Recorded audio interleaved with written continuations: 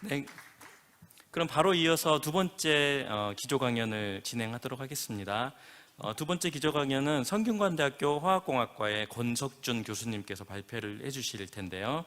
교수님은 서울대 화학생물공학부를 졸업하셨고 미국 매사추세츠 공대에서 화학공학 박사학위를 받았습니다. 한국과학기술연구원 티스트 첨단소재연구본부에서 책임연구원을 지내셨고 반도체 신소재와 차세대 반도체 분야에 대한 다수의 연구 논문을 발표하고 계십니다. 네, 교수님께서 발표해 주실 제목은 물리, 정보이론, 그리고 공학이 융합된 수치 해석 교과 과목 개발 및 운영 전략입니다. 큰 박수로 환영해 주시기 바랍니다.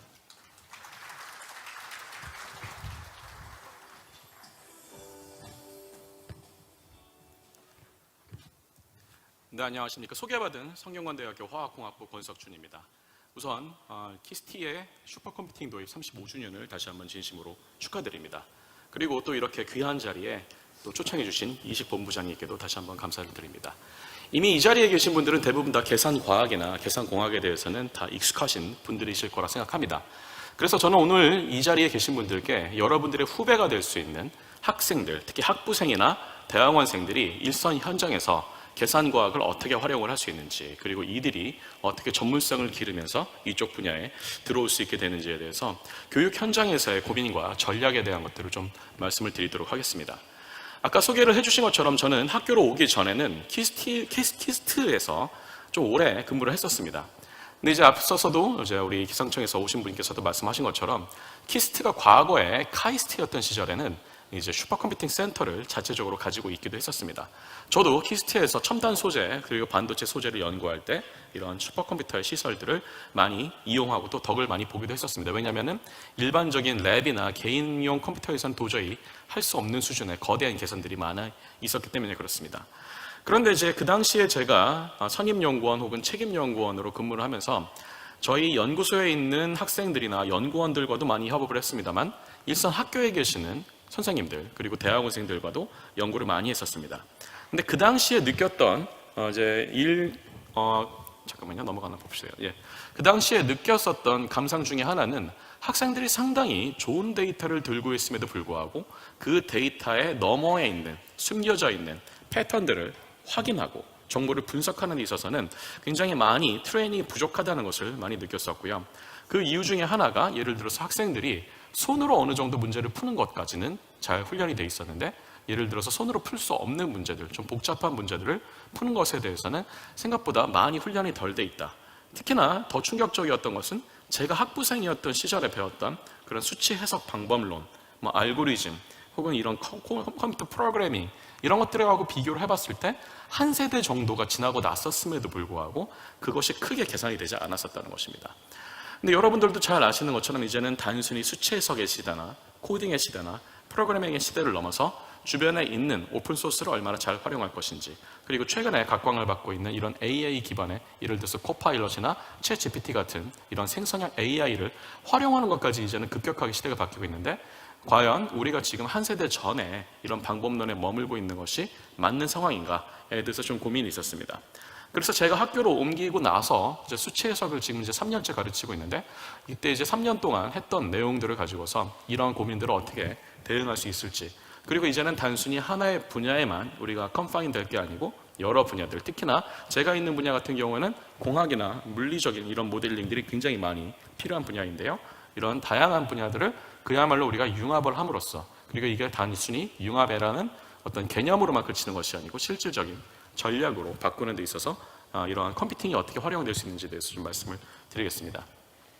그래서 일단은 우리가 교과목을 어떻게 설계할 것인지, 그리고 이런 교과목 안에서 어떤 이제 물리적인 케이스, 정보이론 케이스, 융합공학의 케이스, 이런 것들에 대한 좀 케이스 스터디 위주로 말씀을 드리겠습니다.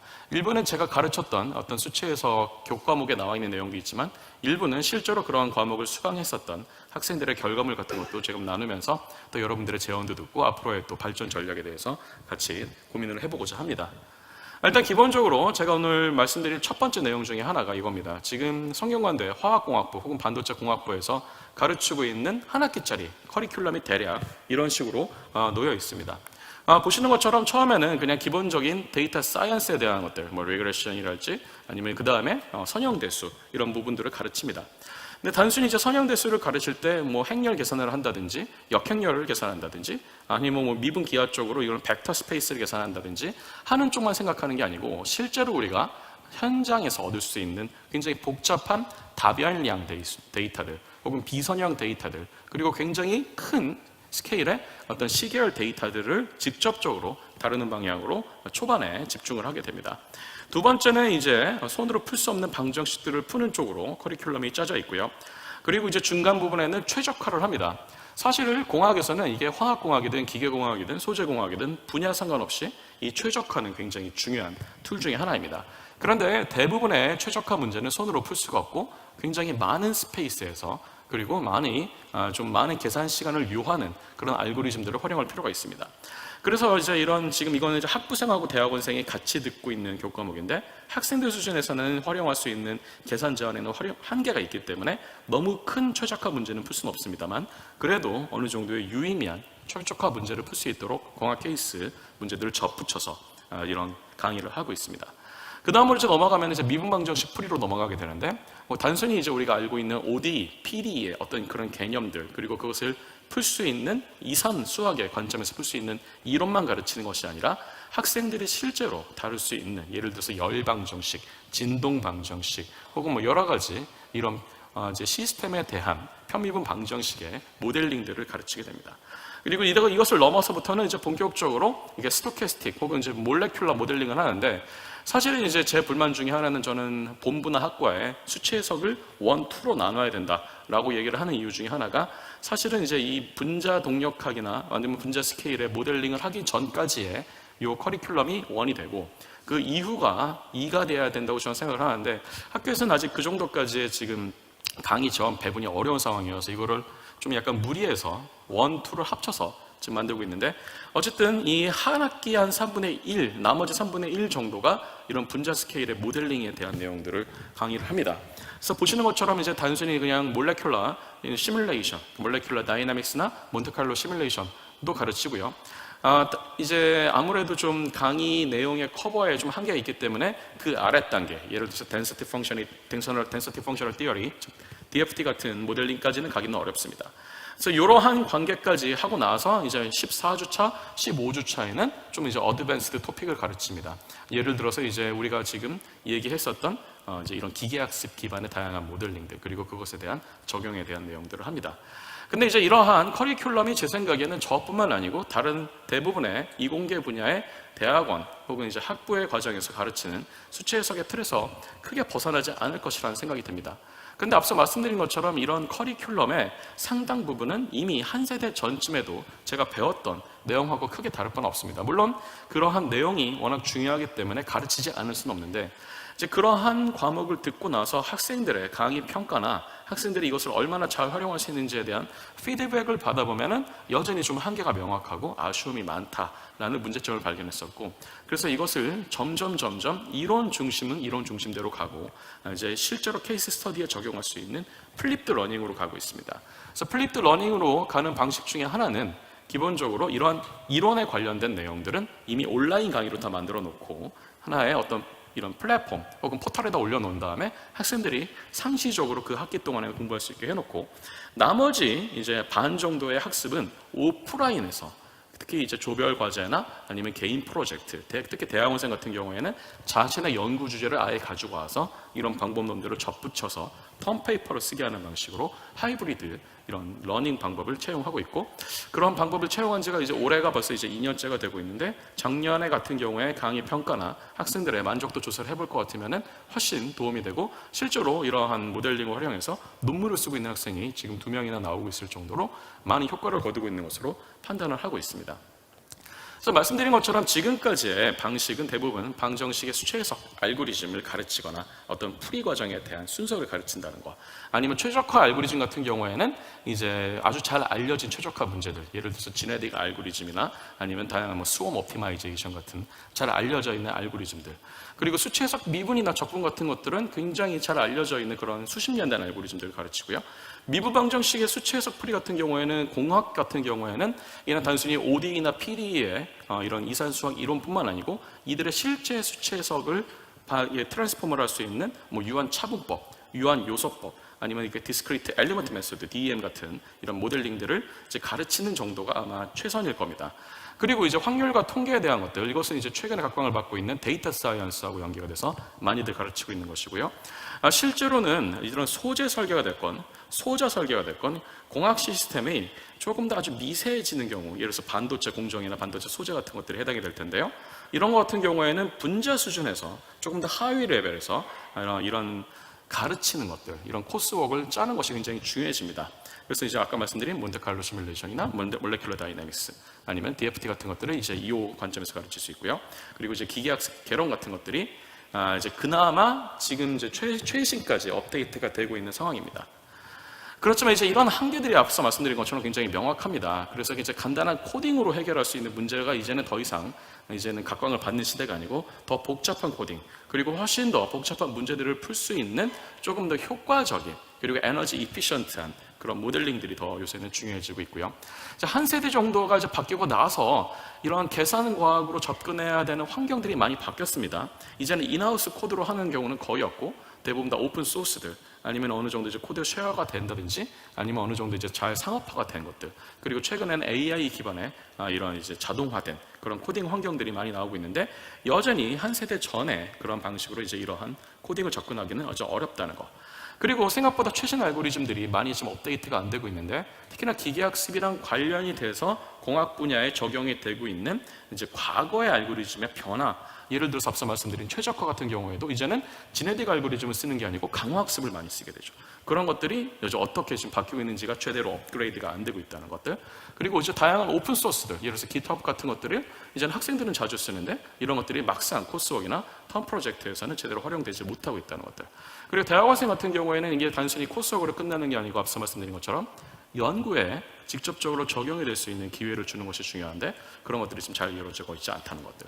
이건 약간 그리고 마이너한 문제일 수도 있겠습니다만은, 또 계산을 많이 하시는 분들 중에 생각보다 이런 시각화나 이제 데이터를 좀 이제 보여주는, 좀 더 효과적으로 전달할 수 있는 방법에 대해서 고민을 많이 하지 않는 경우가 좀 있습니다. 근데 이런 것들이 코스웍에도 좀 반영이 돼서 학생들로 하여금 실제로 뭔가를 계산을 했는데 이것이 더 사람들에게 전달이 잘 될 수 있는 것에 대해서 교육이 약간 부실했던 점들이 있었습니다. 그래서 이런 것들이 지금까지 한계라고 우리가 본다 그러면, 당연히 이제 이런 한계를 극복하는 방향으로 앞으로의 코스웍들이 개발이 될 필요가 있고 더 강화가 될 필요가 있다고 생각합니다. 그래서 이제 제가 지금 하고 있는 이런 코스웍 개발뿐만 아니라 지금 이제 저하고 비슷한 고민을 하고 계시는 여러 선생님들의 이런 코스웍에서의 시행착오들, 그리고 인사이트들을 모아서 뭐 나중에는 필요하다면 책을 쓴다든지, 아니면 이제 이런 웹에 공개하는 방식으로 좀 커뮤니티에 기여를 하고자 합니다만, 특히나 지금 이제 계산과학에서 현장에 계시는 많은 연구자분들, 뭐 키스티에 계시는 분들이나 기상청에 계시는 분들이나 아니면 회사에 계시는 분들도 이제 자신들이 지금 현업에서 쓰고 있는 다양한 툴들, 다양한 스케일들의 계산과학에 이르는 그런 경로들이 어떻게 이게 짜여지면 좋을 것이다에 대해서 좀 인사이트들이 있으실 겁니다. 그런 것들을 이제 후배들을 위해서 좀 나눠주실 수 있는 그런 공론화된 장들이 좀 있으면 좋겠다는 생각을 합니다. 그래서 첫 번째 아이템으로 어떻게 수치 해석 그리고 시뮬레이션에 대한 학습 동기를 부여할 것인가가 중요합니다.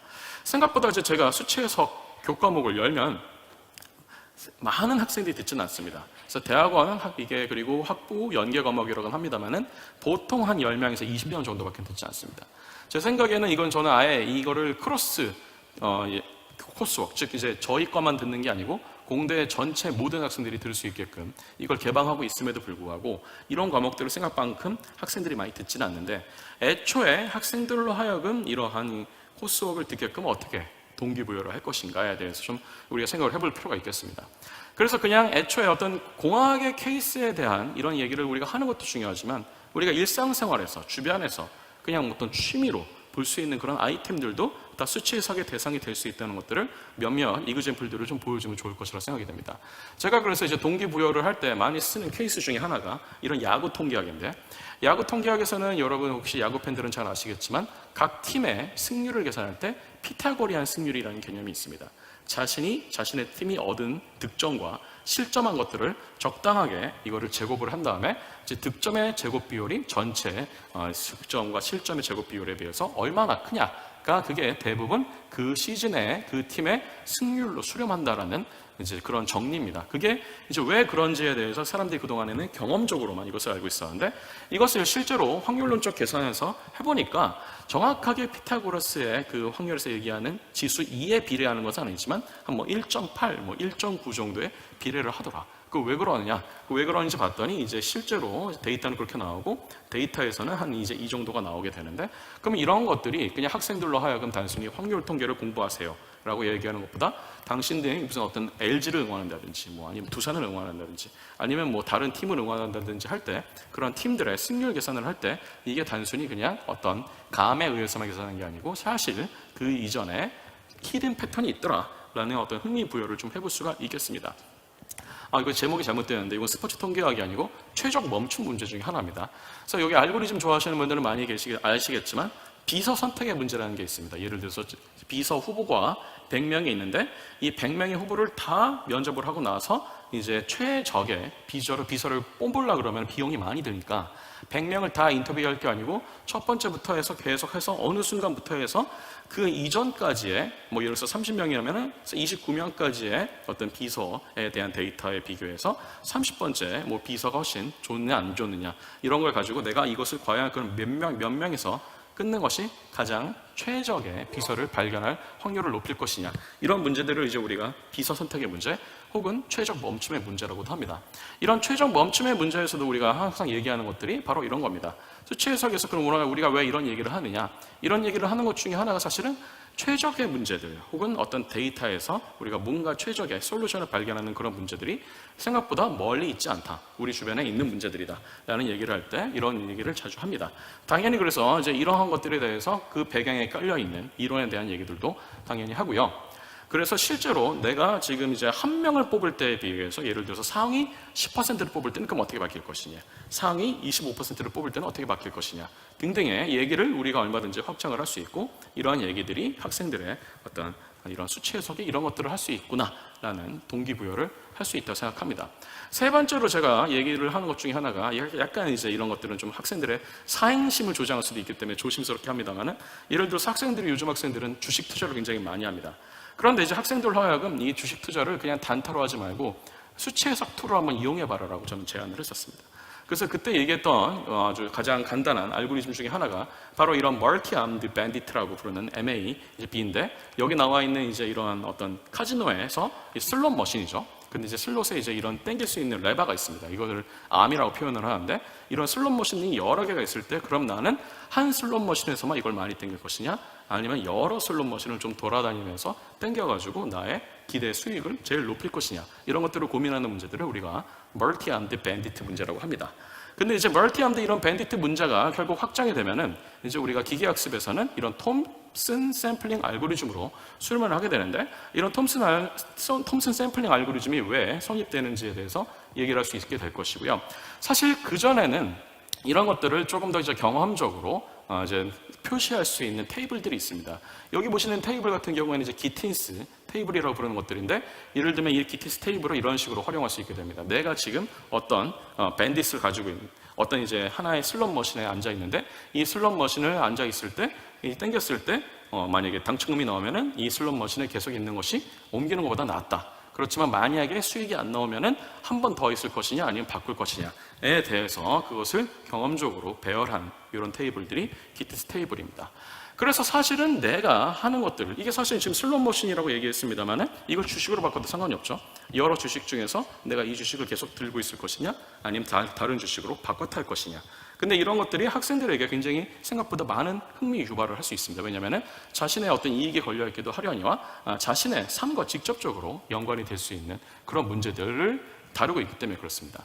그런데 이제 이런 문제들로 인해서 학생들이 어느 정도 이런 학습에 대한 동기부여도 되고, 그리고 여기서 배웠던 이론들이나 이런 모델들이 단순히 이런 흥미로만 국한이 되는 게 아니고 자신이 나중에 연구하게 되는 그런 공학의 문제들, 물리의 문제들과도 연관이 된다는 걸 알게 되면 학생들로 하여금 이 학습에서의 유발된 동기가 조금씩 연구로의 동기로 자연스럽게 여기 이동이 될 수 있을 것이라 생각이 됩니다.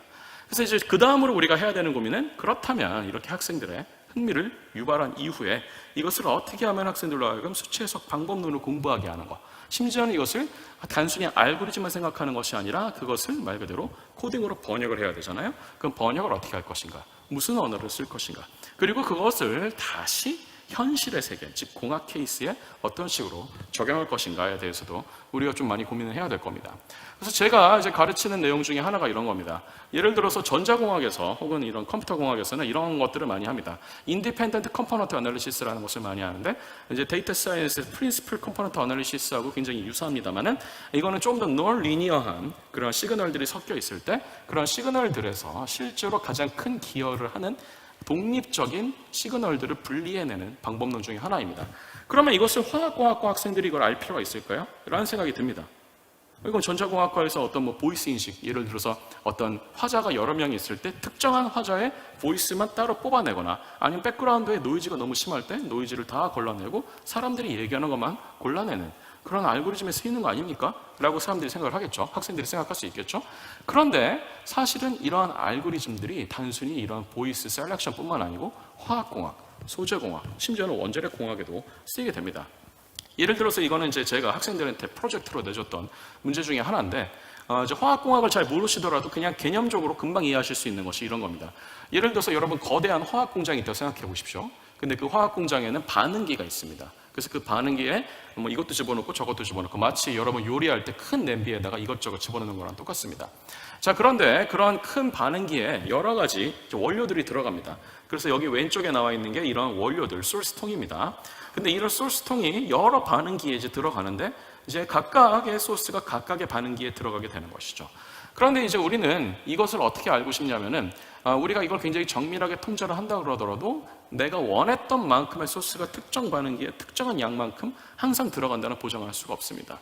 근데 우리가 그것을 알 수 있는 방법은 소스가 얼마나 들어왔는지 앞에 이 센서를 다른 방법밖에 없을 텐데, 그렇게 될 경우에 이 각각의 반응기에서 내가 원했던 반응이 얼마나 일어날 것인지를 이제 이 센서의 데이터만 가지고서 추정을 해야 됩니다. 반응기 내부의 데이터가 없기 때문에 센서의 데이터만 가지고 추정을 해야 되는데, 그러면 이 데이터만 가지고서 내가 특정 반응기에서 얼마나 반응이 잘 일어나는지를 어떻게 추정할 것인가, 이게 사실은 앞서 말씀드렸던 인디펜던트 컴포넌트 어널리시스의 알고리즘을 그대로 가져다 쓰면 됩니다. 그래서 이게 실제로 제 학생들이 했던 어떤 데이터들인데, 여기 이제 맨 위쪽에 나와 있는 이런 데이터들이 각각의 반응기에서 각각의 성분들이 어떤 식으로 지금 이제 시간에 따라서 분포하고 있는지를 보여주는 겁니다. 이런 로 데이터들을 학생들에게 보여주고 나서 학생들이 이런 데이터들을 각각의 소스별로 분리하게끔 합니다. 그리고 나서 이제 각각 컴포넌트들 중에서 인디펜던트한 컴포넌트가 실제 그런 코베리언트 매트릭스에서 얼마나 아이겐 밸류를 이제 기여를 할 수 있는지를 계산해서, 예를 들어서 내가 이것을 총 합이, 누적된 합이 95%에서 자르겠다, 98%에서 자르겠다, 이런 식의 스레시홀드를 줌으로써 컴포넌트들을 분리할 수 있게 하고, 다시 그렇게 골라낸 컴포넌트들을 가지고서 다시 시그널들을 리컨스트럭해서 이제 비교하는 그런 형태의 이제 분석들을 하게 됩니다. 그런데 이 데이터가 그냥 단순히 어떤 버추얼리 만들어진 데이터가 아니고, 예를 들어서 이제 특정한 화학회사에서부터 받은 데이터들도 있습니다.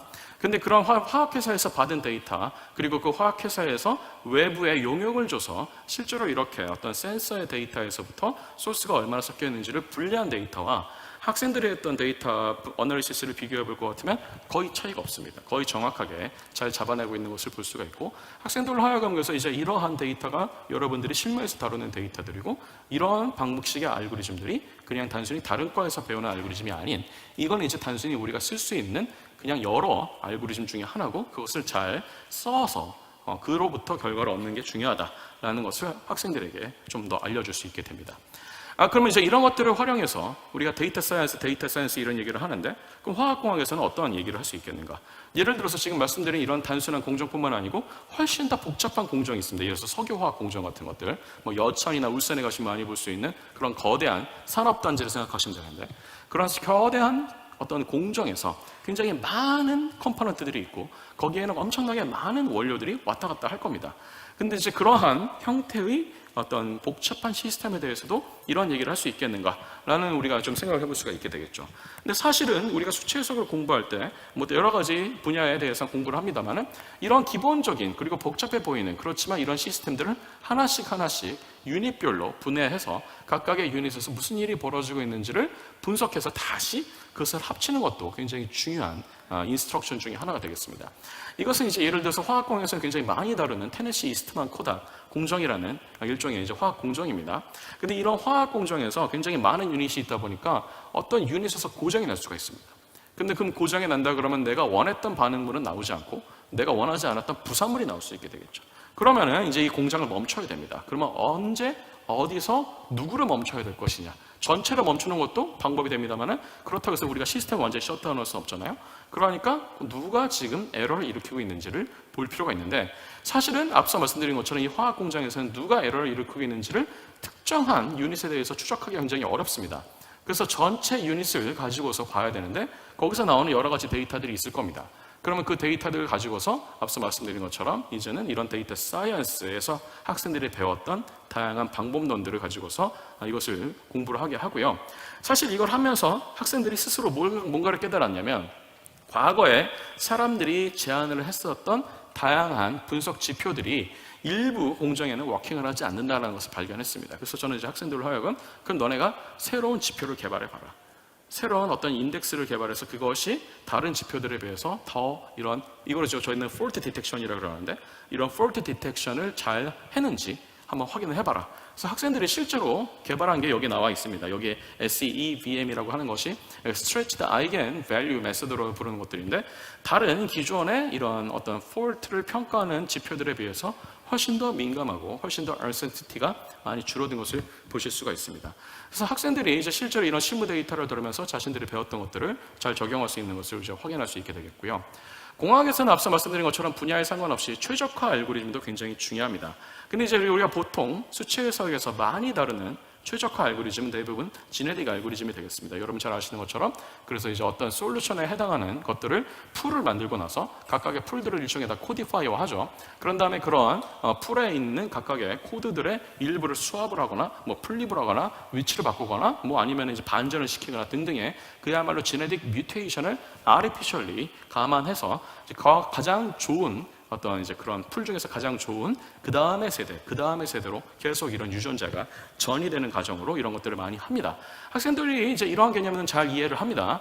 그래서 이제 실제로 이런 것들을 학생들로 하여금 예를 들어서 지금 이제 단변수만 얘기했습니다만 다변수에 대해서도 이런 것들을 얘기할 수 있게 되겠고요. 그래서 이제 많이 다루는 케이스 문제가 바로 이 Traveling Salesperson TSP 문제라는 건데 최적화를 많이 공부하신 분들은 아시겠지만 이 TSP 문제는 늘 항상 레퍼런스가 되는 아주 좋은 그리고 아주 고전적인 문제 중에 하나입니다. 그런데 이제 사실은 이런 TSP 문제가 그냥 단순히 고전적으로도 중요한 문제이기도 합니다만은 여전히 현업에서도 굉장히 중요한 문제 중에 하나입니다.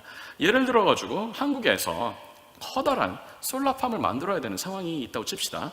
그런데 이제 그럼 솔라팜을 우리가 만들 때 그냥 아주 단순하게는 당연히 태양광, 솔라팜은 여기서 이제 태양광 발전 단지입니다. 근데 이제 태양광 발전은 뭐 당연히 평지일수록 좋은 거 아닌가? 위도가 낮을수록 좋은 거 아닌가? 뭐 아까 기상청에서 오신 분도 말씀하셨지만 일조량이 좋을수록 좋은 거 아닌가? 이런 이제 우리가 단순한 생각을 할 수 있겠습니다만 이게 솔라팜은 단순히 이제 발전을 많이 해야 되는 것도 문제입니다만 발전을 한 전기를 필요로 하는 곳에다가 얼마나 효율적으로 즉 저항에 의한 손실을 최소화하면서 가장 전기를 많이 필요로 하는 뭐 공장이면 공장, 가정이면 가정으로 보낼 수 있을 것인지를 결정하는 것도 굉장히 중요합니다. 근데 사실 미국처럼 어떤 솔라팜이 단지가 워낙 이제 그 전기 수요처로부터 멀리 떨어져 있는 그런 현장에서는 그냥 이제 발전량 자체의 최대화가 이런 옵티마이제이션의 관건이 되는데 한국처럼 수요처와 발전의 위치가 비교적 가까이 있는 나라에서는 그냥 발전량뿐만 아니고 앞서 말씀드린 이런 분배에 대한 고려도 굉장히 중요한데 이런 것들이 생각보다 최적화가 쉽지가 않습니다. 왜냐하면은 이제 이 매일매일의 발전량도 다를 뿐더러 매일매일의 수요량도 다르고 그리고 무엇보다도 이 중앙 배전망 우리가 그리드라고 부르는 이런 그리드의 어떤 이게 규격이나 아니면 거기에서 나오는 손실들도 다 다르기 때문에 그렇습니다. 그럼 제가 예를 들어서 이런 데이터들을 한국의 한전이나 이런 데에서 찾을 수가 있습니다. 굉장히 커다란 데이터인데 이런 데이터를 주고 학생들에게 이제 한번 너네가 배웠던 알고리즘을 활용해서 이 문제를 풀어봐라. 라고 합니다. 그럼 이제 학생들이 맨 처음에 숙제로 하는 그런 문제들은 이런 문제들이 됩니다. 그래서 지네틱 알고리즘을 이용해서 이제 여기 지금 보이시는 것들이 이제 이런 가상의 도시들이고, 그 다음에 이제 이런 이 X하고 Y는 다 이제 위치를 얘기합니다. 그 다음에 이제 이 안에다가 어딘가에다가 솔라팜을 설치한다고 했을 때, 그러면은 이 솔라팜의 이 위치를 발견하고 나서 이 수요처들은 어떤 식으로 있는 것이 가장 에너지 이피션트한 방식인가를 지네틱 알고리즘을 가지고 찾습니다. 그래서 이제 오른쪽에 나와 있는 것들은 이제 손실함수인데, 손실함수가 어느 정도 수렴을 할 때까지 이런 것들을 찾는 것을 알 수가 있는데, 그럼 제가 조금 더 이걸 문제를 복잡하게 만들어 봤습니다. 그냥 이제 발전량, 수요량뿐만 아니고 이거에 대한 어떤 가격 변동, 그리고 이제 실제로 이제 내가 솔라팜 사업자라 그러면은 이 한전에다가 이 전기를 팔아야 되잖아요.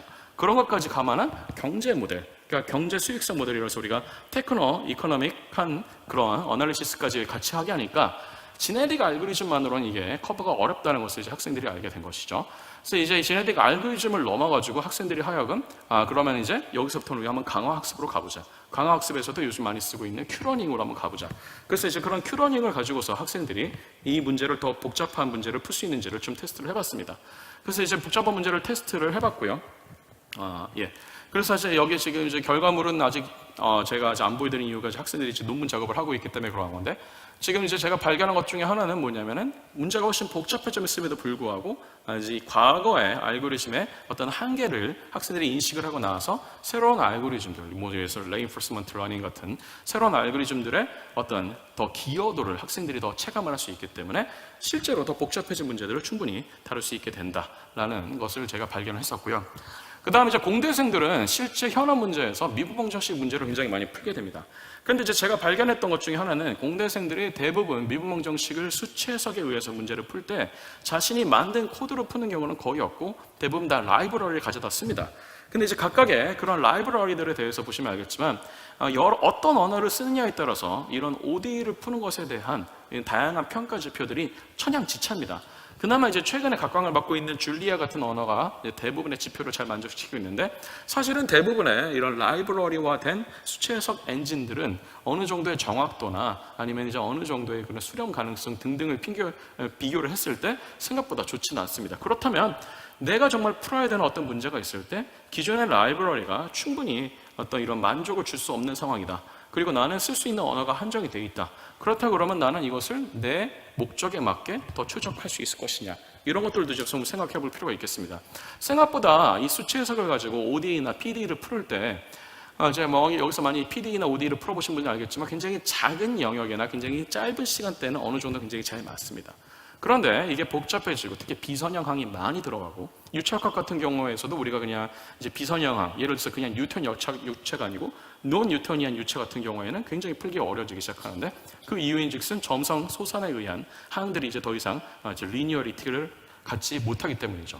그런 문제들이 하나씩 누적이 되기 시작할 때마다 이제 저러한 어떤 ODE나 PDE의 엔진에서 푸는 결과물들이 장시간으로 가면 갈수록 uncertainty가 증폭이 되기 시작합니다. 그럼 그런 것들은 예를 들어서 기상 예보로 친다 그러면은 예보의 정확도가 낮아지게 만드는 주된 원인들이 되겠죠.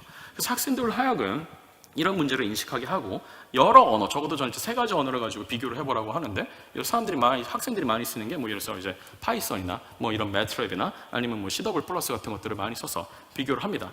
이런 것들을 가지고 와서 이제 학생들로 하여금 좀 이런 것들을 비교를 하게 하고요.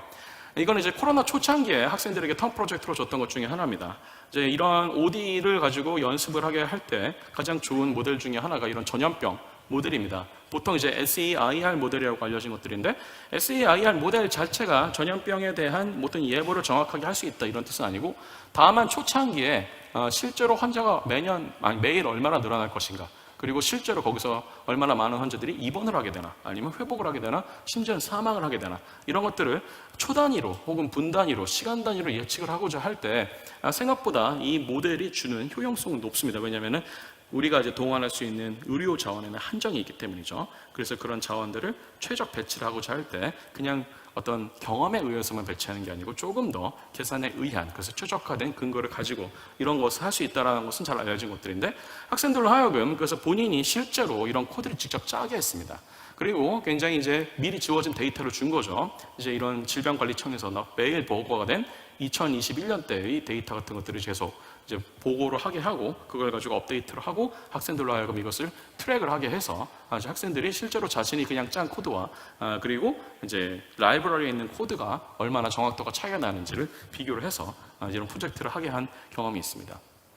ODE에서 이제 PDE로 넘어갈 때 또 학생들이 많은 고민을 겪습니다. 보통 이제 이 PDE를 할 때 많은 선생님들은 학생들이 이제 어려워하기 때문에 1차원 PDE만 많이 풉니다. 그래서 공간 방향으로는 1차원, 그리고 시간 방향으로 해서 그렇게 공간과 시간에 대한 PDE를 풀게 되는데 아쉽게도 대부분의 공학 문제들은 다 3차원 문제들이죠.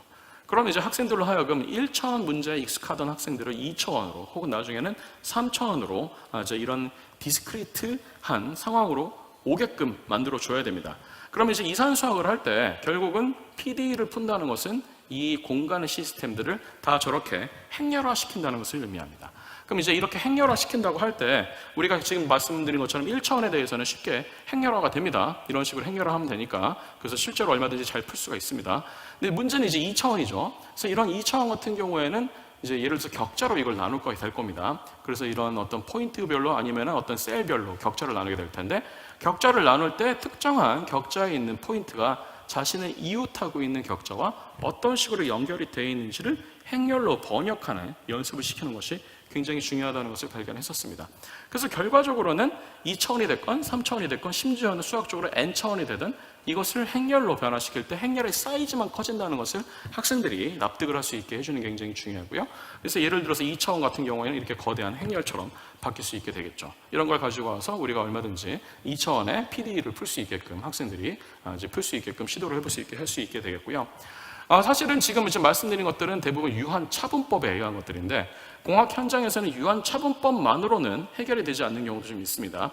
예를 들어서 그러면 좀 이제 곡면이 있다든지 좀 복잡한 형태가 있다든지 이런 것들인데 오늘 제가 말씀드리진 않았습니다만은 제가 지난 학기에 가르쳤던 유체학과 같은 경우에는 후반부에는 학생들이 단순히 그냥 CFD만 연습을 할 수 있는 그런 기회를 주는 게 아니고 오히려 더 복잡한 형태의 공간, 예를 들어서 어떤 내부에 공극이 굉장히 많이 있는 그런 상황에서 유체가 어떻게 흘러가는지를 모델링하기에 굉장히 적합한 그런 모델 중에 레티스 볼츠만 모델이라는 게 있습니다. LBM이라는 게 있는데 이제 그런 것들을 쓸 수 있게 한다든지 아니면 이제 기계공학에서는 굉장히 많이 쓰는 것들인데 이제 말씀드린 것처럼 시스템의 볼륨 자체가 컨스탄트하지 않고 바뀐다든지 찌그러져 있다든지 굉장히 곡률이 크다든지 그런 상황에 대해서는 그 시스템을 유한 요소로 나눠서 다루는 것이 훨씬 더 재밌어집니다. 그래서 이제 이런 finite element 메소드를 가지고서 이런 모델링을 할 때 학생들이 그러면은 이런 메쉬를 어떻게 짤 것인가. 메쉬도 그냥 픽스드 메쉬가 있겠습니다만은 학생들로 하여금 어떤 것들이 굉장히 중요하냐면은 충격을 많이 받는 영역 혹은 더 물리적인 변화가 많이 있을 것 같은 영역들은 메쉬를 픽스하는 게 아니고 어댑티브한 메쉬로 짜는 것도 굉장히 중요합니다. 그런 것들을 학생들로 하여금 익힐 수 있는 기회를 주고요. 그래서 이제 실제로 이거는 이제 클라드니 패턴 같은 것들을 제너레이트하기 위한 예를 들어서 사이즈가 제한이 되어 있는 어떤 평판을 어떤 특정한 진동수로 진동을 했을 때 그네들의 그런 레저넌스 모드들이 특정한 지파수에서는 형성이 되는 것들을 우리가 다 이런 모델링들을 할 수 있다는 것을 학생들이 실습한 결과입니다. 이제 그 다음으로 좀 말씀드리고자 하는 것은 이미지 프로세싱 쪽입니다. 생각보다 이 이미지 프로세싱은 단순히 컴퓨터 사이언스에서 컴퓨터 비전을 하시는 분들만 하시는 게 아니고 그 밑 다른 연관된 분야, 예를 들어서 소재나 아니면 기계공학이나 화학공학이나 여러 가지 공학 분야에서 이런 이미지를 활용해서 그냥 어떤 실험을 하는 것 이상으로 이미지를 가공을 해서 거기서부터 뭔가 중요한 정보를 뽑아내는 것이 굉장히 중요할 때가 있습니다. 제가 시간이 없어서 시계가 없어서 시계를 보면서 좀 하겠습니다. 그래서 지금 이제 저 같은 경우에는 전자현미경 이미지가 되겠는데요. 굉장히 아주 작은 스케일의 나노미터 스케일의 뭔가의 크기를 갖고 있는 어떤 소재의 전자현미경 이미지입니다. 그런데 예를 들어서 저희가 여기서 발견하고자 하는 것은 이런 소재에 담겨져 있는 결함을 찾고 싶어요. 근데 이 결함을 찾을 때 그냥 우리가 눈으로 보는 방법도 있겠습니다만 이걸 수학적으로 혹은 수치해석 방법에 의해서 찾을 수 있는 방법이 있지 않을까. 그것들을 그러면 예를 들어서 우리가 어디서 가져오느냐. 당연히 컴퓨터 비전을 하신 분들이 먼저 만든 알고리즘들을 가지고 옵니다.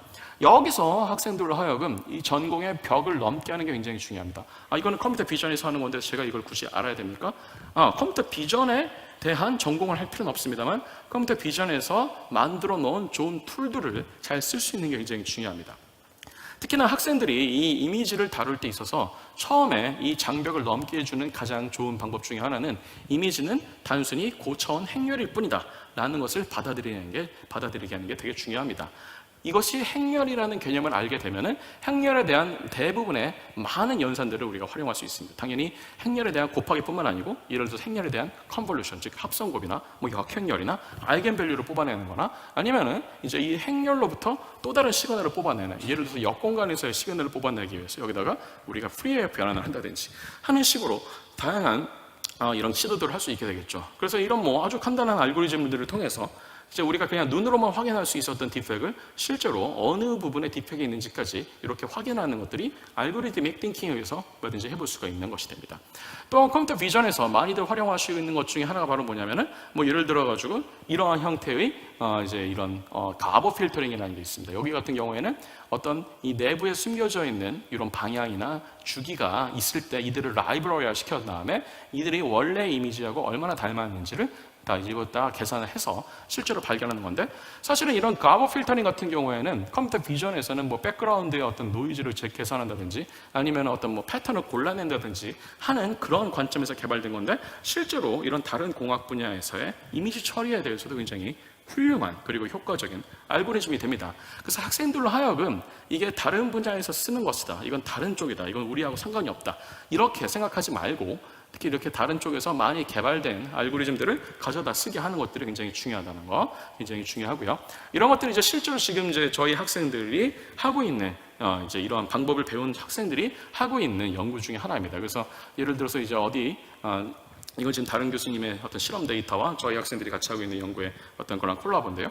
예를 들어가지고 이러한 데이터들이 있을 때 이런 데이터들로부터 우리가 그냥 단순히 느낌적인 느낌으로 그냥 정성적인 느낌이 아닌 정량적인 데이터들을 발견하는 데 있어서 지금 우리가 배웠던 이런 이미지 프로세싱들을 잘 활용할 수 있게 되겠고요.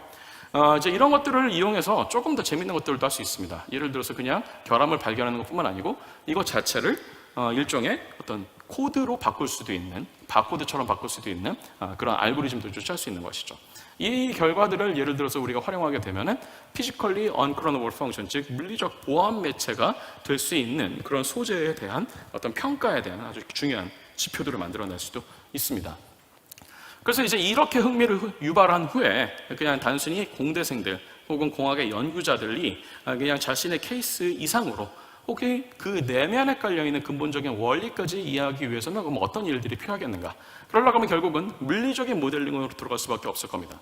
근데 물론 모든 공학의 연구자들이 다 물리학을 공부할 필요는 없습니다. 그런데 이제 자신들이 하는 연구 중에서 더 아래 단계, 더 펀더멘탈한 레벨로 이것이 내려가야 될 경우에는 당연히 이제 물리적인 모델링을 공부하기 시작해야 됩니다. 그런데 이제 공학에서 가르치는 수치 해석은 대부분 이런 물리적인 모델링으로 대부분 들어가지가 않습니다. 왜냐하면 단순히 물리적인 모델링만 가르친다 그래서 이게 전달이 끝이 아니고 그 이면에 깔려있는 물리학 자체를 가르쳐야 되기 때문에 그런데, 그러면 이렇게 제한된 환경에서 이러한 전달들이 어떻게 가능한지에 대해서 좀 우리가 고민할 필요가 있겠습니다. 그래서 제가 이런 수치 해석에서 많이 가르치는 것 중에 하나가 바로 뭐냐면 몰레큘러 시뮬레이션에서 이런 몰레큘러 시뮬레이션 자체에 깔려있는 물리적 이런 원리들, 예를 들면 이제 이런 레나드 존스 파리클을 가지고서 사람들이 굉장히 많은 모델링들을 합니다. 지금도 심지어 많이 씁니다. 그런데 이제 이런 모델링들은 대부분 어디에서 비롯이 된 모델링들이냐면 통계 물리학이나 고체 물리학에서 비롯이 된 것들입니다. 그러면 이제 이러한 모델들을 가르칠 때 과연 파리클들이 움직이는 것, 근데 파리클들이 움직인다 그러면서 파티클들의 어떤 위치가 변한다는 것이고, 위치가 변한다는 것은 파리클들이 뭔가 다이나믹스를 가지고 있다는 것이고, 다이나믹스를 가지고 있다는 것은 그 파리클들을 둘러싸고 있는 포텐셜 필드가 있다는 뜻이 되겠죠. 그럼 그런 포텐셜 필드들을 우리가 어떤 식으로 계산할 것이고, 그리고 최대한 많은 파리클을 계산하기 위해서 우리가 어떤 어프록시메이션을 쓸 것이고, 그런 어프록시메이션의 한계는 무엇이고, 그리고 어디까지 이 계산한 결과가 어떤 물리적인 이런 knowledge로 갈 수 있을 것인지를 보는 것도 중요합니다. 그래서 이런 바운더리 컨디션에 대한 부분들, 그리고 이들의 파리클과 파리클 사이에 인터랙션 할 수 있는 포텐셜에 대한 것들, 그리고 당연히 이런 것들을 다루기 위해서는 단순히 파리클 인터랙션을 추적해서 계산하는 것뿐만 아니고 이들이 어떤 앙상블에 있는지도 추적하는 것이 굉장히 중요해지겠죠. 그래서 이러한 앙상블에 대한 내용들도 가르치고요. 학생들로 하여금 굉장히 작은 스케일부터 이걸 다루게 합니다. 그래서 여기서 지금 이제 다뤘던 학생들이 지금 이제 100만 개 정도의 파리클까지 갑니다. 그래서 이 100만 개 정도 파리클로 가게 되면은 어떤 일들이 생기게 되냐면 이제는 아티피셜한 피어리딕한 바운더리 컨디션에 의해서 아티팩트가 생기는 것들을 최소화할 수 있고, 그러면 그 아티팩트와 비아티팩트를 어떻게 구분하는지까지도 학생들이 해석을 할 수 있게 되는 것이죠. 이런 것들이 지금 현재도 굉장히 중요한 이유 중에 하나가 지금 이제 이런 고체 물리나 응집 물질 물리에서 여전히 다 해석이 되지 않고 있는 것 중에 하나가 바로 뭐냐면 유리 전이 온도라는 현상이 있습니다. 글래스 트랜지션 템퍼러처라는 건데, 여러분 잘 아시는 것처럼 유리 같은 이런 딱딱한, 그렇지만 내부는 결정이 아니죠. 그렇지만 이런 딱딱한 물질이 어느 정도 온도가 올라가기 시작하면 이들이 마치 액체처럼 바뀝니다. 그러면 실제로 그 유리를 이루고 있는 입자들이 어떤 식의 배열을 할 수 있는 것인가, 그리고 그런 배열을 해석할 수 있는 지표는 무엇인가, 그것을 정량적으로 계산할 수 있는 어떤 파라미터는 무엇인가, 이런 것들이 여전히 중요한 이슈 중에 하나인데, 학생들로 하여금 이제 이러한 몰레큘러 모델링 방법을 이용해서 그런 연구로 뛰어들 수 있는 사다리를 줄 수도 있습니다.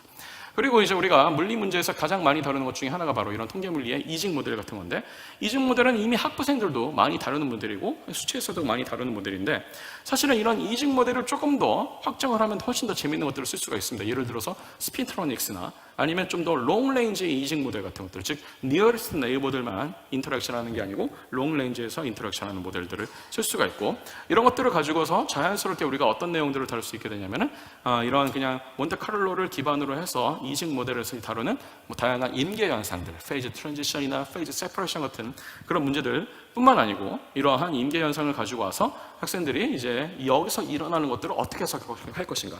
예를 들어 가지고 왼쪽하고 오른쪽 거를 비교해 보라 그러면은 그냥 왼쪽 게 훨씬 더 페이즈가 잘 뭉친 것 같습니다. 그러면 how much, 예를 들어서 이것을 우리가 정량적으로 얘기한다고 했을 때 얼마나 뭉쳐 있느냐, 얼마나 랜덤하냐, 이런 것들을 평가하는 것도 굉장히 중요할 겁니다. 그런 평가들을 어떻게 할 수 있는지를 조금 더 이제 통계물리 관점에서 학생들에게 가르칠 수 있게 되는 것이죠. 예, 이런 것들이 이제 바로 이제 그런 계산 결과들이 되겠고요. 이런 것들을 조금 더 사이드 잡으로 얘기해 주게 되면 당연히 이제 이런 셀룰라 오토마타하고도 연결이 될 수 있습니다. 기본적으로 디스크리트한 레티스 안에서 이제 다양한 현상들을 모델링할 수 있다는 것을 학생들이 알 수 있게 되겠고요. 그래서 이런 어떤 사회 동력학에 대한 내용들도 공부할 수 있게 됩니다. 그래서 그리고 나서 이제 그 다음으로 학생들에게 제가 가르치는 것 중에 하나는 몬테칼로가 그냥 단순히 이러한 메트로폴리스 몬테칼로, 그냥 이런 어떤 그냥 이퀄리브리엄 몬테칼로만 있는 게 아니고 동적인 프로세스를 트랙할 수 있는 몬테카를로도 할 수 있다라는 것들을 학생들에게 가르칩니다. 그래서 이제 다양한 동적인 이런 몰레큘러 다이나믹스, 몰레큘러 시뮬레이션 툴들이 있는데, 그 중에서 예를 들어서 제가 학생들에게 가르친 케이스 중에 하나가 이런 키네틱 몬테칼로가 되겠습니다. 근데 이런 키네틱 몬테칼로는 원래는 이런 고체 물리나 아니면 표면 물리에 대해서 많이 적용되는 것처럼 이제 많이 개발이 된 스토캐스틱한 모델인데, 이게 그냥 단순히 스토캐스틱한 모델뿐만 아니고 이게 사실은 합성 생물학이나 혹은 이제 시스템 생물학에 대해서도 굉장히 좋은 툴이 되고 있다는 것이 요즘 들어와서 많이 곽광을 받고 있는 툴 중에 하나입니다. 왜냐하면은 그냥 비생물 시스템에 비해서 생물 시스템은 뭔가 더 uncertainty가 있고요. 그리고 더 스토캐스틱하기 때문에 그런데, 그러면은 이제 학생들 중에서 예를 들어서 생물을 연구하는, 특히 시스템 생물이나 합성 생물을 연구하는 학생들에게 대해서는 하나의 셀 시스템을 이런 시스템으로 가정하고 그 안에서 일어나는 다양한 바이오케미칼 리액션들을 이런 화학 반응이나 확산에 의한 어떤 이런 과정들의 네트워크로 해석을 하게 해서, 이게 단순히 이런 크리스탈 그로스 문제뿐만 아니고 이렇게 지금 보여지는 것처럼 이 내부에서의 셀들의 이런 케미컬 리액션들의 네트워크를 모델링하게 할 수 있습니다. 그래서 바라건대 가장 어려운 굉장히 많은 대사 프로세스들이 들어가 있는 이런 프로세스들도 결국은 하나씩 쪼개다 보면은 결국은 여러 가지 DNA가 됐건 RNA가 됐건 프로틴이 됐건 이런 다양한 바이오케미컬한 몰레큘들이 그 안에서 어떠한 화학 반응 혹은 확산을 일으키고 있는지로 다 쪼갤 수가 있게 되고, 그런 쪼개는 것들을 다 우리가 추적을 해서 이런 모델링들을 할 수 있습니다. 그래서 이제 학생들에게 내준 모델링 중에 하나가 이러한 어떤 특정한 셀 내부에서 한 수십 개 정도 되는 반응들이 있을 때 실제로 그런 반응들이 디터미니스틱한 모델링에서는 보이지 않는 것들이 스토캐스틱한 모델링에서 나온다는 것을 확인하게 한 게 있습니다. 그리고 이제 이런 모델들을 아까 말씀드린 것처럼 다양한 이미지 프로세싱이나 아니면은 이런 것들의 어떤 파라미터들을 추적해서 계산하게 하는 그런 연습들도 시켰었고요. 그리고 마지막으로 이제 정보 이론에 관련된 내용을 좀 말씀을 드리겠습니다. 제가 시간을 너무 많이 쓴 것 같은데 제가 언제 한 5분만 더 할 수 있나요? 5분 정도 더 할 수 있죠. 네, 그래서 이제 이런 정보 이론에 관련된 내용을 하는 까닭 중에 하나를 좀 말씀드리겠습니다. 특히 요새 기계학습이 많이 각광을 받으면서 이런 엔트로피를 가지고 학습이 얼마나 잘 됐는지를 추정하고 측정하는 것들이 많이 알려져 있는데, 사실은 근데 많은 학생들은 이 엔트로피의 이론을 잘 모르고 들어옵니다. 왜냐하면 엔트로피 자체가 정보 엔트로피를 다루기 전에 이미 연력학에서 굉장히 잘 디파인된 스테이트 펑션이기 때문에 그렇습니다. 근데 이런 스테이트 펑션을 실제로 학생들이 미시 세계에서, 예를 들어서 어떤 파리클이 있다든지 분자가 있다든지 이런 세계에서 이것을 디파인하는 게 굉장히 어려운데, 그것을 위해서 이제 많이들 쓰는 게 이러한 어떤 이산적으로 나온 이런 2차원 혹은 3차원 격자에서 이런 파리클들이 믹싱이 됐을 때 이런 믹싱의 경우의 수에 기반을 한 엔트로피 계산이 되겠습니다. 이런 엔트로피 계산을 하면 학생들이 하여금 이런 섞이는 비율이 더 좀 중립적이 될수록, 그리고 섞이는 컴포넌트가 많을수록 엔트로피가 높아진다는 것을 계산할 수 있게 되겠고요. 이런 것들을 우리가 잘 알려진 연력학 모델과 접목을 시키면은 이제 엔트로피의 정량적인 이해를 할 수가 있습니다. 그래서 이렇게 연력학에 대한 정량적인 이해를 하고 실제로 연력학에 의한 엔트로피에 의해서 엔트로피를 제어하게 되면은 우리에게 훨씬 더 공학적으로 유용한 시스템을 만들 수 있다는 것을 알 수 있게 된 다음에, 이러한 개념들을 가지고 학생들로 하여금 이제 본격적으로 정보 엔트로피로 넘어가게 합니다. 정보 엔트로피로 넘어갈 때 당연히 우리는 샤논의 정보 이론부터 시작을 하게 되는데, 샤논의 정보 이론에서 왜 이 샤논의 정보 이론이 개발한, 제시하는 엔트로피가 왜 우리가 익히 알고 있었던 연력학의 엔트로피와 닮았는가, 이런 얘기들도 이제 학생들이 이해할 수 있게 되겠죠. 그래서 실제로 이런 엔트로피는 측정이 가능한 정보량에 대응이 되어야 되고, 그 다음에 독립적인 이벤트들의 확률에, 곱에 대해서도 비례를 해야 되는 정보량이라는 것을 알게 되면 당연히 로그 함수를 취할 수밖에 없다는 거, 그리고 이것을 밑을 2로 하는 까닭은 이것을 이집루법으로 바꿔야 되기 때문에 그런 거, 그리고 이게 확률을 가지고 있기 때문에 확률은 1보다 작으니까 이 정보량을 플러스로 만들기 위해서 앞에다가 마이너스를 붙인다는 거, 이런 개념으로 이제 학생들에게 전달할 수 있게 되겠죠. 이런 것들을 이용하게 되면은 자연스럽게 이제 우리가 지금 이것을 이용해서 다양한 측정들, 예를 들어서 이런 이제 쿨백 라이벌러 다이버전스, KR 다이버전스나 뭐 크로스 엔트로피나 아니면은 뭐 이런 다양한 엔트로피 측정에 대한 내용들을 학생들에게 얘기를 할 수 있게 됩니다. 당연히 이런 이미지 프로세싱에서도 그런 이미지 엔트로피에 대한 내용들도 할 수 있게 되겠고요. 그리고 굉장히 복잡해 보이는 데이터 속에 담겨져 있는 엔트로피까지 확정할 수 있는데, 학생들에게 제가 이 정보 이론을 가르칠 때 반드시 빼놓지 않고 가르치는 것 중에 하나가 바로 이런 레니 엔트로피가 되겠습니다. 레니 엔트로피는 이런 정보 엔트로피를 조금 더 수학적으로 확장한 개념이 되겠는데, 이 개념에서 각각의 지금 이것을 구분할 수 있는 어떤 Q값이 있습니다. 이런 Q값이 가지고 있는 의미들, 그리고 이것들을 가지고 와서 이것들이 각각의 어떤 의미를 가지고 있는지도 학생들에게 설명을 하고, 그것을 이용해서 우리가 역으로 이런 어떤 2차원 지형이나 3차원 지형 같은 것들도 생성을 할 수 있고, 혹은 인공지능에서 생성이 된 다양한 데이터들, 이미지건, 보이스건, 텍스트든 그런 것들에 대한 실제 정보량 측정들, 얼마나 닮았는지 아니면 얼마나 에버리지에서 벗어나 있는지, 이런 것까지 측정을 할 수 있게 되겠죠. 그래서 이제 제가 제 수업을 들은 학생 중에 하나는 메디컬 사이언스 쪽에 있는 학생이었는데, 이런 자기가 확보한 어떤 사람의 fMRI 데이터를 가지고 와서 실제 환자와 어떤 정상인의 어떤 특정한 뇌 부위에서의 활동들에 대한 이런 이미지에서 이런 엔트로피 측정을 해서 이런 것들을 학생들이 이제 한번 이밸류에이션 할 수 있는 것도 학생들이 해본 것 같습니다. 그리고 이제 학생들에게 많이 가르치는 것 중에 하나가 이런 정보 엔트로피 한계이기도 한데, 여기서 보이시는 것처럼 이제 굉장히 규칙적인 것과 비규칙적인 것이 그냥 단순히 섞여 있는 비율로만 따지면 같은 엔트로피를 갖는데 이것은 문제가 있다는 것. 그래서 이 문제를 해결하기 위해서는 우리가 조금 더 다른 방식의 알고리즘이 필요하다는 것도 학생들에게 가르칩니다. 그래서 시험관계에서 이런 것들을 대부분 다 생각을 하겠습니다. 그래서 그래프 아이소모피즘에 의한 알고리즘, 이런 엔트로피도 가르치게 되겠고요. 그래서 이제 마지막으로 이러한 뭐 정보 이론이 됐건 물리 문제가 됐건 뭐 어떤 공학 문제가 됐건, 이제는 각각의 문제가 하나씩 자신의 방을 가지고 있는 게 아니고 하나의 멜팅팟처럼 섞여서 더 복잡한 문제가 됩니다. 그리고 앞으로의 세상은 학생들로 하여금 그런 복잡한 문제를 다루는 것을 더 요구하게 될 가능성이 높아집니다. 그럼 이러한 멀티 피직스 문제, 멀티 스케일 문제들 어떻게 할 것인가? 특히 학생들은 대부분 대학원에 가거나 아니면 대학원을 졸업해서 학위를 받고 특정한 분야로 가게 되면 그 학생들은 대부분 자기가 배웠던 굉장히 좁은 영역의 좁은 툴들만 쓰게 되는데, 이제는 그런 사람들은 더 이상 설 수 있는 자리가 좁아질 거란 얘기가 되는 겁니다. 그러면은 다양한 툴들을 어떻게 조합할 것이고 그 툴들 사이에 연계를 어떻게 할 것인가, 이런 것들도 이제 우리가 좀 학생들에게 가르칠 필요가 있겠습니다. 화학공학에서는 지금 보시다시피 여러 가지 피직스나 여러 가지 스케일에 대해서 굉장히 다양한 방법론들이 존재합니다. 근데 이제 이게 비단 화학공학뿐만 아니고 대부분의 공학에서는 이제 굉장히 다양한 스케일과 다양한 피직스를 동시에 다룰 수밖에 없는 문제들이 많이 생깁니다. 여기 나와 있는 것처럼 예를 들어서 이제 화학공학에서 굉장히 중요한 게 촉매를 어떻게 설계할 것인가인데, 촉매도 내가 이것을 원자 단위에서 설계해서부터 아니면 거대한 반응기까지 들어가는 그 촉매까지 엄청나게 넓은 스케일에서 이것을 다룰 필요가 있게 되는데, 그렇다 그러면 이제 우리가 이것을 퀀텀 레벨에서는, 아토믹 레벨에서는, 나노나 마이크로에서는, 뭐 아니면 아예 시스템 레벨에서는 어떻게 갈 것인가를 고민해야 되는 거죠. 이러한 좀 멀티 시스템, 그리고 좀 이게 크로스 시스템에 대한 내용들이 학생들에게 더 전달이 될 필요가 있습니다. 왜냐하면 대부분의 학생들은 특정한 모델링, 특정한 방법론에 치우쳐서 그쪽 분야로만 시야가 좀 좁아지게 될 가능성이 높기 때문이죠. 그래서 이 내용들을 좀 생각을 하겠습니다. 그래서 실제로 이런 나중에는 이런 멀티 피직스, 멀티 스케일 방법론을 통해서 더 좀 좋은 시스템들을 만들어낼 수 있는 경로들이 열리게 되겠고요. 최근에 들어와서는 이제 이러한 기본적인 멀티 스케일, 멀티 피직스 모델 플러스 그 다음에 여기에 인공지능 방법론이 같이 들어옵니다.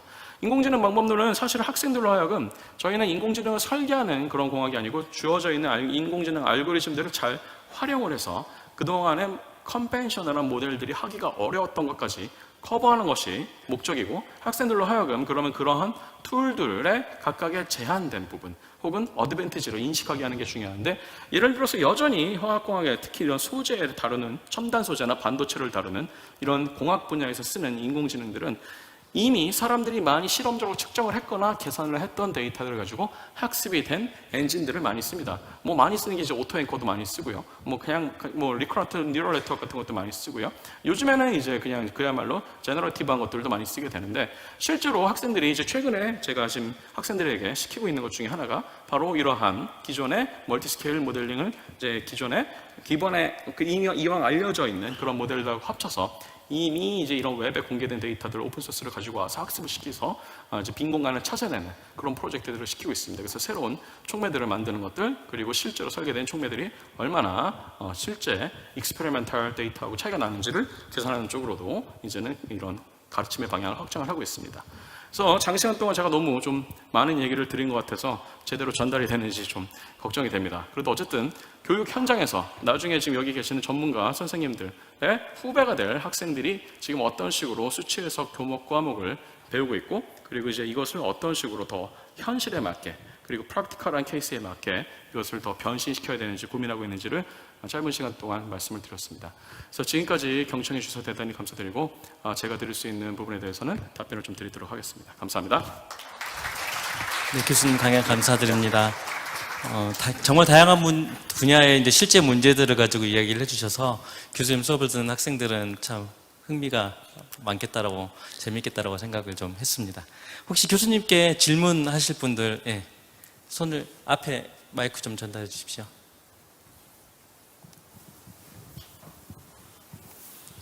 예, 제가 맞게 이해인지 모르겠어요. 저는 이제 엔지니어링은 사실 프로블럼 솔빙이라고 생각하는 것 같아요. 그렇다면 이제 사실은 저 같은 경우는 화학이지만 굉장히 제한된 어떤 에비니슈 기반의 뷰만 갖고 봤었는데, 교수님 굉장히 다양한 스케일, 다양한 것들을 이제 굉장히 잘 알고 학생들 가르쳐주는데, 늘 제가 교수님 이제 걱정되는 거, 이게 제 혼자 걱정인데, 이거 애들 잡는 거 아니냐, 이거 한 학기 이게 도대체 가능하냐, 이런 항상 걱정이 실제로 해보니까 아까 10명, 20명이 스타트했는데 이 중에 몇 명이까지 좀 교수님 만족할 수준으로 서바이브를 했나요? 일단은 제 수업이 샘플이 굉장히 작기 때문에 여기서 어떤 일반적인 결론을 이끌어내기는 한계가 있다는 것부터 먼저 말씀을 드리고, 지금 본부장님 말씀한 것처럼 사실 한 학기 분량이 굉장히 벅찹니다. 적어도 이건 2학기 이상이 돼야 되는 내용인데, 그럼에도 불구하고 제가 이걸 학생들에게 최대한 많이 전달하고자 하는 것은 학생들이 그 한 학기 동안 이걸 다 소화하는 것을 기대하지 않습니다. 다만 여기서 이런 방법론이 있었다는 것을 기억하길 바랍니다. 그리고 이것을 어디에 썼다는 것을 기억하길 바라고, 그것을 잘 기억했다가 자신이 정말로 이걸 어떤 활용해야 될 때 키워드로 이것을 인식하고 있기를 바랍니다. 그래서 나중에 검색을 하든지 저희한테 배웠던 것들을 다시 보든지, 그래서 이런 것들이 일종의 베이스 캠프가 되어주길 바랍니다. 그러다가 좀 이제 제가 봤던 가장 좋은 케이스는 이제 대학원생들이 많이 들어오게 되는데, 대학원생 중에서도 이제 자신의 문제를 들고 오는 학생들이 있습니다. 그 예를 들어서 앞서 말씀드린 어떤 촉매를 설계해야 되는 그런 연구를 하는 대학원생 같은 경우에는 자기가 실험만 하는데 실험을 사실 너무 많이 해서 자기가 이제 약간 길을 잃은 것 같다는 거예요. 근데 이제 앞서 말씀드린 뭐 그런 하이 엔트로피 캐탈리스트 설계할 때 그러면 몇 개나 얼마나 많은 컴포넌트를 얼마나 다양한 조성으로 그리고 얼마나 작게 혹은 어떤 형태로 굉장히 많은 파라미터가 있잖아요. 근데 이런 것들을 실험원에서 다 커버하기가 어려우니까 이것을 조금 더 스마트하게 설계를 해보고 싶다라는 동기를 가지고 오는 학생들은 지금 제가 드린 이런 말씀드린 언급했던 이런 방법론들을 스펀지 흡수하듯 흡수합니다. 왜냐하면 이게 자신의 시간을 절약해 주니까. 그래서 그런 학생들이 가장 바람직한 케이스고요. 아직 자신의 연구 주제가 잘 정립이 되지 않은 학생들은 지금 여기서 배웠던 것들이 아주 그냥 기초적인 요리로 따지면 어느 정도 다듬은 소재가 되는 거고, 이것에서 뭐 어떤 소재를 골라내서 여기다가 내가 무슨 요리를 만들 것인지는 그 학생들에게 달려 있습니다만, 앞서 말씀드린 것처럼 저는 어쨌든 학생들에게 수많은 키워드들 중에서 좀 중요한 키워드를 추려주고 이런 키워드를 어떻게 검색해서 어떻게 이용하는지까지만 알려주는 것만 해도 충분히 전달이 될 수 있을 것이라 생각이 듭니다. 네, 감사합니다. 혹시 질문이 더 있으실까요?